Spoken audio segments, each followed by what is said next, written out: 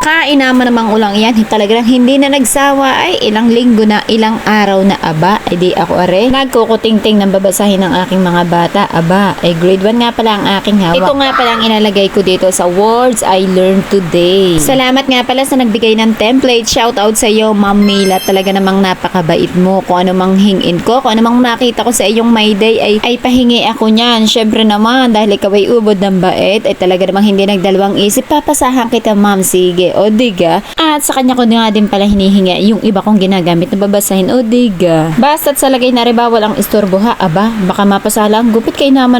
Ramdam ko nga yung excitement ng aking mga bata kapag nakita nila ito. Siguradong sisipagin na magbasa. Baka naman. Huy, hindi. Masipag talaga ha. At pagkatapos nga ng gupitin ay diari muna. Magbubukas muna ako ng parcel. Huy, hindi. Ito nga ay kailangan ko dyan. Ilalaminate ko kasi yan. Ano bang laminating film ang ginagamit nyo? Ako ito, QWAF. Maganda kasi ang quality nito. Dahil tight nga lang ang budget natin, ay 80 micron lang ang kinaya. At basta't ang mahalaga ay secured at protected. Ito na nga pala ang aking mga ginupit. At syempre naman, atin na simulan ang paglalaminate. At kung laminator naman ang inyong hinahanap, ay QWAF din. Maganda ha, portable pa. Itong dinadala ko sa school. Malaking bagay talaga kapag may sarili kang ganito. Di ka madala mo sa school dito sa bahay. Mura lang yan ha. Package nga namin yan nabili eh. At after nga mga layo, hindi after nga makapag-laminate ay di arin na.